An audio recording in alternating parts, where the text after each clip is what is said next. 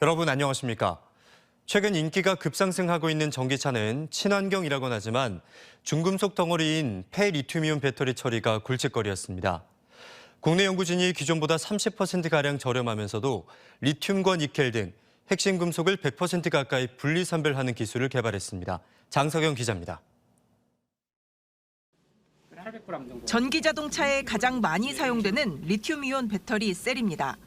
리튬과 니켈, 코발트, 망간 등 양극재와 흑연이 주 원료인 음극재가 겹겹이 붙어 있습니다. 400km 주행거리의 일반 전기차에는 이 리튬이온 배터리 셀이 300여 개씩 들어갑니다. 전기 자동차는 자동차 배출 온실가스를 없애 친환경 자동차라는 수식어가 붙어 있지만 문제는 이 중금속 덩어리인 폐배터리 처리였습니다. 지질자원연구원이 폐배터리에서 핵심 원료 물질을 100% 가까이 분리 선별하고 회수해 재활용할 수 있는 기술을 개발했습니다. 폐배터리는 일반적으로 통째로 분쇄해 리튬과 니켈 등은 물론 흑연까지 모두 섞인 블랙 파우더로 만들어 재활용하는데 기존에는 용광로에서 녹이거나 용매 처리를 통해 블랙 파우더에서 핵심 금속을 뽑아내다 보니 음극재로 쓰인 흑연도 30%가량 섞여 효율성이 떨어졌습니다. 연구팀은 광물을 선별할 때 쓰는 부유 선별 공정을 활용했습니다. 블랙 파우더에 물을 섞어 저으면 물과 친한 성질의 리튬, 니켈, 코발트 등은 섞이고 공기와 친한 성분의 흑연은 거품처럼 위로 떠오릅니다. 블랙 파우더를 물과 잘 섞은 뒤에 공기를 주입시켜서 공기에 잘 붙는 흑연은 공기에 부착시켜서 위에 떠오르게 해서 분리하는 기술입니다.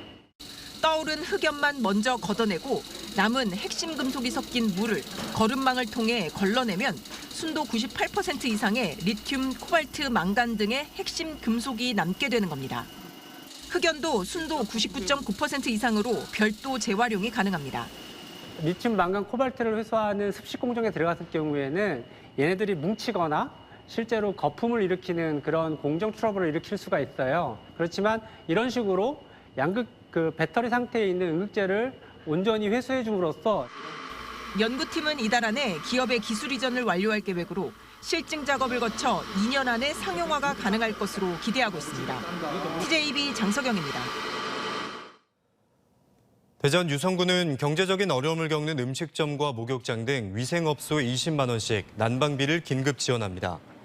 지원 대상은 정부와 대전시 지원 계획에 포함되지 않은 사각지대에서 도시 가스 등을 이용해 생계 활동을 벌이는 9,254곳으로 총 18억 5천여만 원의 예비비가 투입됩니다. 이번에 지원받지 못하는 다른 소상공인들과 취약계층 등을 위해서도 유성구는 추가 경정 예산을 확보해 지원하기로 했습니다. 오늘 오전 9시 26분쯤 대전 유성구 송강동 한 아파트 야외 주차장에서 주차돼 있던 SUV 차량에서 불이 나 45분 만에 꺼졌습니다. 이 불로 인명피해는 없었지만 SUV 차량과 주변에 있던 차량 세대가 불에 타 소방서 추산 4,500만 원의 재산 피해가 났습니다. 소방당국은 당시 차량 시동을 걸어놓고 잠시 자리를 비운 사이 불이 났다는 SUV 차량 운전자의 진술을 토대로 정밀 감식을 통해 정확한 화재 원인을 조사할 예정입니다. 오늘 낮 1시 반쯤 보령시 남포면 창동리에서 패러글라이딩을 하던 40대 여성이 50m 아래로 추락했습니다. 추락한 여성은 중상을 입어 닥터 헬기를 통해 병원에 옮겨졌으며 경찰은 조종 미숙이나 장비 결함, 기상 문제 등을 조사해 정확한 사고 경위를 파악할 예정입니다. 대전지법 나상훈 부장판사는 전처와 아들에게 흉기를 휘둘러 살해하려 한 혐의로 재판에 넘겨진 50살 A씨에게 징역 10년을 선고했습니다.